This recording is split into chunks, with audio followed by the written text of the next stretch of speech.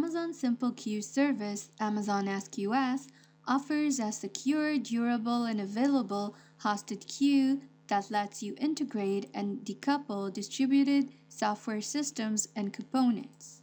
Server-Side Encryption (SSE) lets you transmit sensitive data by protecting the contents of messages in queues using keys managed in AWS Key Management Service, AWS KMS. SSE encrypts messages as soon as Amazon SQS receives them. The messages are stored in encrypted form, and Amazon SQS decrypts messages only when they are sent to an authorized consumer. SSE does not encrypt the following: queue metadata, queue name and attributes, message metadata, message ID, timestamp and attributes, and per queue metrics. Encrypting a message makes its contents unavailable to unauthorized or anonymous users. This does not affect the normal functioning of Amazon SQS. A message is encrypted only if it is sent after the encryption of a queue is enabled.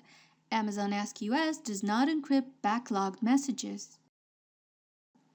Any encrypted message remains encrypted even if the encryption of its queue is disabled. Now let's jump to our app to see how we can discover a policy that enforces that situation.